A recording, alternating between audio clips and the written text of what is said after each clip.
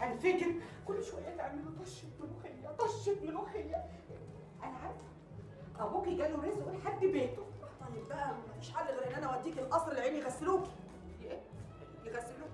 لا مؤاخذه يعني يغسلوا لك معدتك. مش بقول لك ابوكي جاله رزقه؟ انتوا مش غديتوني، انتوا حشيتوني زي المخده. مؤاخذه يا ست الدكتوره بقى، محدش يعمل عمايلك دي، محدش يفوت في صحن الملوخيه باربع ترغيفه. اصلها كانت حلوه قوي. يعني عشان حلوه تدوسي فيها بالمغرفه؟ بس انا سعيده يا غريبه، اول زياره للحاره وطلعت بكم معلومات اكتر ما كنت اتوقع. انا اللي مبسوطه ومزقطه انها جالت عليهم. بس هتكشفينا. انا هاجي كل يوم الحاره. هتغدي عندنا كل يوم؟ لا، عايزاكي تكتبي لي وصفه للملوخيه. عشان تعمليها لعيالك. لا، عشان امنع دخول مكونات البيت. بنت يا غريبه، انت يا بنت فين فلوس الجمعيه يا بنت؟ هو ايه؟ ان اسفانكوا؟ مش وقته يا خلاص، مش وقته، معايا ضيوف. قولي كده، ابقى اجيلك بقى المكتب في الوزاره واخد معاه من السكرتيره. لا مؤاخذه ده العاجة، اصل انا كل اولة شهر ينشفوا ريقي على الجمعيه اللي ينشف ريقهم. لا يا حبيبتي ما تزعليش، يوجتك ايه يا غريبه؟ اما انت غريبه يا بنت، انت ناسيه انك شايله الفلوس معايا؟ قولي لي يا الدلعادي هم كام؟ 20 جن. عايزاهم فكه ولا ظباط؟ خدي. لا مالكيش دعوه بده، ده مقاتل. خدي. متشكره قوي يا حبيبتي. وانتي اسمك ايه بقى على كده؟ مخطوبه. لا مالي انا مخطوبه ولا متطلقه؟ بقول لك اسمك. اسمي مخطوبه يا بنت، جرى ايه؟ مخطوبه؟ لو بالنا انت حلوه صحيح، اسم على مسمى. انا بقى اخلاص خلوصه، بشتغل بعيد عنك في عياده الدكتور لطيف. يلا بيسلمي لي على امك يا غريبه.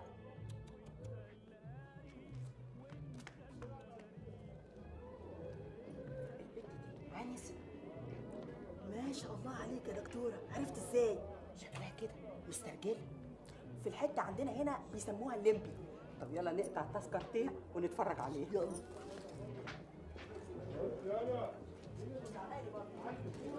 بسم الله الرحمن الرحيم. ما تمشيش ناحيه المحل ده احسن ما يسكون. في اسر ساكنه هنا؟ لا عفريت الست البيضه. العفو والسماح، العفو والسماح. عفريت ساكنه هنا ايه؟ تمليك ولا ايجار؟ ما تتريقيش عليها لا تأذيكي. سامحينا يا ست، سامحينا. طيب يا نفسي اطير وابلغ الدكتور رمزي. ايه؟ هطير على القصر العيني. ايه بقى يا بهيرة؟ ما كانش حتة قلم. يا مي انا ما بحبش حد يضربني. طنط مش حد يا بهيرة، دي مامتك. احنا لو كنا لسه هناك انا كنت قدمت فيها شكوى للسلطات. يا خبر يا بهيرة، هتقدمي في مامتك شكوى؟ ده حق، والسلطات اداهولي، يحذروها مرة واتنين وتلاتة، لو عملت كده تاني ياخدوني منها. يا سلام، ياخدوكي منها على فين؟ في ملاجئ مفتوحة للأولاد اللي بيتعرضوا للعنف الأسري. سيبي مامتك واخواتك وتروحي ملجأ عشان قلم لا طلع ولا نزل. القلم ده إهانة لكرامتي، وأنا مش هسكت لأني مش عيلة. لا عيلة ومفيش بإيدك حاجة. أهالينا هما اللي عايزين يحسسونا بكده عشان يتحكموا فينا. بكرة هتنسي وتتصالحي مع مامتك. أنا مش هنسى يا مي، وهاخد حقي منها. انتي فكرتي في حاجة مش كده؟ أيوة، أنا قررت أهرب. تهربي من البيت يا بهيرة؟ الكلام ده لو حد عرفه يا مي انتي حرة. أنا قررت أرجع أمريكا. ترجعي أمريكا لوحدك؟ أيوة، أنا معايا الجنسية الأمريكية، يعني كفاية قوي مشوار صغير لحد السفارة. يخرب عليك يا بهيرة، ده انت بتتكلمي بجد. هو ده ردي على ماما لما تصحى من النوم وتلاقيني في أمريكا. ده انت جنان رسمي، وافرض السفارة ضحكت عليكي ورجعتك لمامتك. ما أنا بعمل احتمالات لكل ده. يا مامي دي هتبقى حتة مغامرة. طب وتذكرة الطيارة والمدرسة، وهتقعدي هناك عند مين؟ أنا خطتي لسه ما كملتش، بشوف لها حلول. بهيرة ما تاخديني معاكي. أخدك معايا؟ انت عايزة تسافري أمريكا؟ أنا مستعدة أروح معاكي أي حتة. ده أنا هوريكي هناك اللي عمرك ما شفتيه ولا سمعتي عنه. خلاص نهرب سوا. بصي يا ستي، احنا هنعمل خطة سرية ونسميها باكوان، ونعمل خطة تانية احتياطي عشان لو باكوان فشل. أنا حاسة إن حياتي من يوم ما عرفتك يا بهيرة بقى ليها هدف. ومش أي هدف.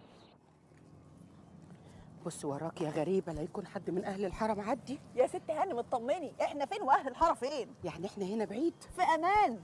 برضو لازم نعمل حساب لكل الاحتمالات، لا نترك اي ثغره لكشف الخطه الموضوعه. بسم الله ما شاء الله، حضرتك بتتكلمي كده زي بتوع نشرة الأخبار. اللي يشوفك دلوقتي ما يشوفكيش وانت واقفة في الحارة عاملة زي نسوان الحارة الإيراريين. يا بنتي انا قافشه الشخصيه زي الممثلين، اصل انا كنت بمثل وانا في اعدادي، عملت دور عمده بشنب. عملت مسرحيه اسمها لا ارى لا اسمع لا اتكلم لا اشاهد. ما شاء الله، حضرتك عملتي كل الأدوار دي؟ وسقفت كمان. ما كانش حد بيتفرج غيري. دلوقتي دوري لي على مكان اغير فيه، انا هقعد في العربيه البس الهدوم فوق بعض كده. طيب لا مؤاخذة يعني، حضرتك في مقدورك تدفعي قد إيه بالظبط؟ اي فلوس، قولي اي مبلغ. يعني تقدري تدفعي 100 جنيه؟ 100 جنيه؟ اوكي ادهلز لك في 100 جنيه. الله، ده احنا كمان عرفنا نتدهلز. دي كلمه لقطتها من سول جابر. طب بصي، انا خالتي ست ضريره ما بتشوفش يعني، عندها مطرح كده اوضه وصاله، وهو قرشين من حضرتك برضو يساعدوها في المعايش. انا موافقه، بس قولي لها ان انا طالبه في الجامعه في الزقازيق وعايزه حته اريح فيها بين المحاضرات. ماشي اوكي. بقيت بعرف اكدب قوي. عادي كده بيضه، انت قلتي الزقازيق وانت قلتي اسكندريه. تفرق. بسم الله الرحمن الرحيم. بقول لك يا شهير، يا ريت تمدي شويه لحسن البت الغلسه اللي اسمها سميره دي جايه ناحيتنا. وانا اعمل لها ايه يعني؟ نجري وتقولي امسك حرامي؟ انت حره، بس يا ريت بقى ما تاخديش وتدي معاها في الكلام كتير، لحسن دي لازقه بغيرها ومش هتعرفي تخلصي منها. الكلام العجيب بتاعك ده يا ماجي. لازقه بايه؟ لازقه بغيرها. اهلا يا دكتور. ممكن نتكلم كلمتين على انفراد؟ شهيره، انا هستناكي هناك، ها؟ ما تتاخريش عليا. حاضر يا ماجي. انا متاسفه قوي يا اخت شهيره. متاسفه على ايه؟ يعني على الموقف السخيف اللي صدر مني تجاهك. لا موقف ولا حاجه، بعدين انا مش زعلانه. الحقيقه انا حكيت الموقف ده لبعض الاخوه اللي انا بثق في حكمهم، كلهم غلطوني وقالوا لي كمان ان انا لازم اجي اعتذر لك. وانا قبلت اعتذارك يا سميره، واتمنى انك تكوني اتاكدتي اني على الرغم اني عشت في بلد تاني اني اتربيت في وسط اسره زيك مكونه من اب وام واخوات، واهلي علموني اتمسك بقيم عليا واخلاق زيك بالظبط. ولو اني بقى شايفه اني احسن منك بشويه. احسن مني انا؟ بالعقل يا سميره، تمسكتي بقيمك واخلاقك وسط مجتمعك اللي ساعدك على كده. اما انا بقى فتمسكت بنفس القيم والاخلاق لكن في بلد اجنبي له ثقافه تانية. يبقى مين فينا بقى اللي كان في موقف اصعب؟ عندك حق. الحقيقه ان انا ابتديت اعجب بتفكيرك جدا، وبصراحه اكتر ما قابلتش عقليه زي عقليتك. يعني افهم من كده بقى ان احنا ممكن نكون اصدقاء؟ طبعا ممكن، بس اذا نفذتي شرط واحد. شرط ايه؟ انك تبعدي عن اللي اسمها ماجي دي نهائي، وتختاري يا اما انا يا اما هي.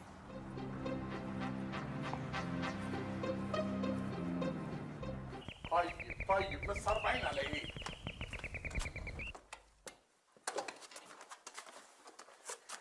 مساء الخير. مساء الخيرات. يا ترى سيادة اللواء موجود؟ هو موجود، بس ست الدكتوره هي اللي خرجت. دقيقه واحده اديله الخبر. شكرا. اتفضل.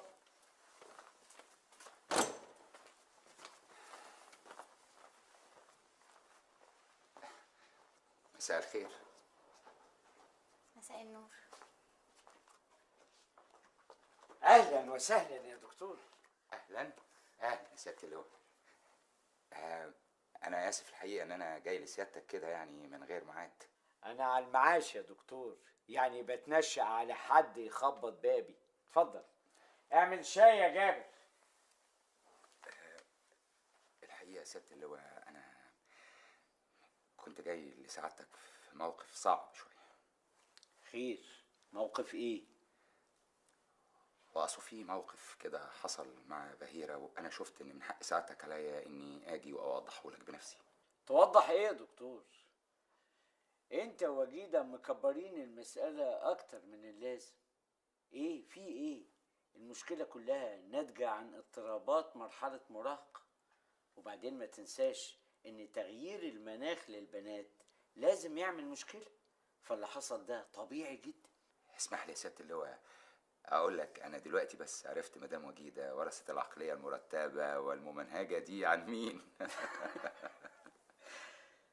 تعرف يا دكتور، انا شغلي في البوليس عمل فيا حاجه غريبه جدا. قسمني نصين، نص انسان مهذب مثقف، والنص التاني برم زي ما بيقولوا. وده علمتهوني الحياه العمليه والتجارب يا ابني. ما تتصورش سعادتك سعاده اللواء انا سعيد. ايه المفاجاه دي دكتور رمزي؟ اهلا مدام وجيده، انا اسف ان انا جاي كده من غير ميعاد يعني. انت تشرف وتآنس في اي وقت. دكتور اعرفك بغريبه. ايه اللي انت حطها على راسك ده؟ دي هدومك اللي انت لابساها. يبقى كم غريبه اللي كلمتك عنها يا دكتور. شغاله مساعده معايا في الرساله. الله يكرمك. انت بتزوري حد ولا ايه؟ تسمحوا لي اعمل تليفون مهم؟ اتفضل يا بيه. يلا يا غريبه لو سمحتي من فضلك هنتعبك معانا كده 2 شاي. ربنا يكرمك يا رب. حضرتك تشرب شاي؟ شكلك قهوه. فعلا قهوه. حاضر من عيني يا بيه. دمها زي العسل، نفعتني جدا النهارده. اول زياره في الحاره ناجحه بكل المقاييس. بقى معايا دلوقتي باذنك يا رب 5 حتت. غريبه واختي واخلاص وصنقر والاستاذ كمال. لا ده يبقوا 6.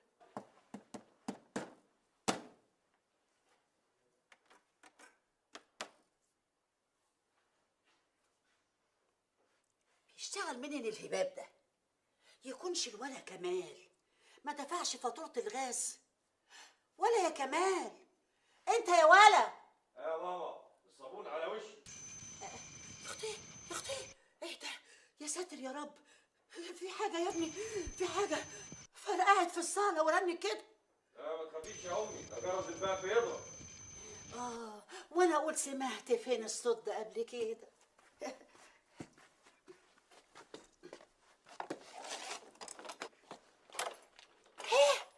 مش مصدقه عينيا، اخويا حبيبي ولا يا كمال. كمال تعالى، خالك جه ومد ايدك خد منه العيديه. يعني مش خاله يا ست؟ اخص عليك، بتتنكر لابن اختك يا ناقص. انا مش ناقص، انا سليمان البواب. بتعمل بواب علشان ما تديش لابن اختك العيديه؟ امشي، مش عايزه اعرفك، انت لا اخويا ولا اعرفك. ايوه يا امي في ايه؟ خالك يا ابني بيتبرى منك. طب تعالي يا امي تعالي. استريح استريح يا حضرتك. استريح شوف ايه موضوع خالد ده. ايه عملت ايه يا سليمان؟ الجدع ده طوق لسه نازل من عند سيادة اللي هو دلوقتي. نفذت اللي قلت لك عليه؟ حصل، ونجشت لك نمرة العربية وجبتها لك اهي. برافو عليك يا سليمان، ليك عندي حاجة ساعة. ابقى اشربها. ماشي، شكرا على الحاجة الساعة، مع السلامة.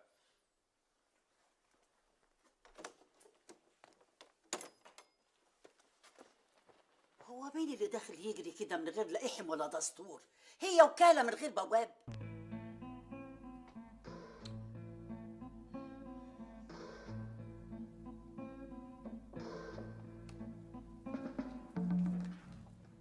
ازيك يا بهيره؟ انا كويسه. انا كويسه. لسه زعلانه مني؟ ما اقدرش على بعدك يا جميل. اخواتك رجعوا؟ ما اعرفش رجعوا ولا لا. هتفضلي مقاطعاني كده يا بهيره؟ انا مش مقاطع حضرتك يا ماما، انا خايفه منك. ايه؟ خايفه من ماما حبيبتك؟ ده كلام يتقال؟ خايفه مني ليه يا بهيره؟ خايفه لحسن اغلط قدام حضرتك تاني وحضرتك تضربيني. ده انا هكسرك وهموتك كمان. بهزر معاك، ده ألم ساعة انفعال. ساعة انفعال؟ والله يا ترى ده اسلوب حضرتك الجديد معايا في التعامل؟ ما انا مبقاش حد يحميني. ايه الكلام الكبير ده؟ بتدلعي عليا يا بهيره؟ انا مسامحاكي. طب قولي لي، مخاصمه جدك وطنط فريده ليه؟ من فضلك يا ماما انا عايزه اذاكر. ربنا ينجحك يا بنتي. انا كنت بس عايزه اقول لك وحشتيني.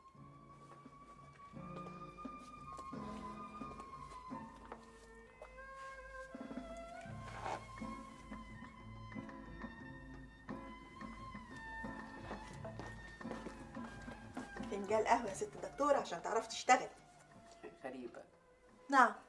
لا بقول غريبه، عرفتي منين ان انا محتاجه فنجان قهوه؟ البني ادم لما يكون بيحب حد بيحس بيه يا ست الدكتوره، وانا والله العظيم بحبك، حاسه كده كاني اعرفك من يجي 100 سنه. مالك يا دكتوره؟ في حاجه مضايقاكي؟ افتكرت امي الله يرحمها. الله يرحمها. تعيشي وتفتكري، بس هي الدنيا كده، كلنا عليها ضيوف. ياه، ده انا تعبتك قوي يا ام الله يرحمك. بناتي وارثين عني كل حاجه.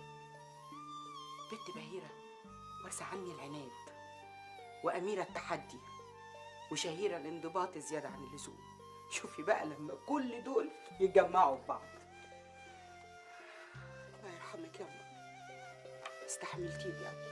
انتي ده انتي قلبك بفتة بيضة، ده انتي تتحطي على الجرح يبرد. كتر خيرك يا غريبه. ممكن بقى تسيبيني اذاكر؟ هو الدكتور رمزي مديكي واجب كتير؟ مديني واجب، ولو ما عملتوش هيذنبني. عايزه اقول لك حاجه بس مكسوفه. قولي. انا فاهمه كل حاجه. فاهمه ايه؟ الدكتور رمزي عينه منك. عينه منك؟ انتي واضحه زي الشمس. انا ما عنديش وقت للكلام ده، انا مركزه مع العوانس، وربنا يجيب العوانس سليمه. يخرب عقلك يا ستانم. إيه؟ الله يحفظك، يعني الله يحفظك، ضحكتيني. بس بصراحه بقى الراجل معاه حق. عيب ما تقولش لا. روحي شوفي شغلك يا غريبه.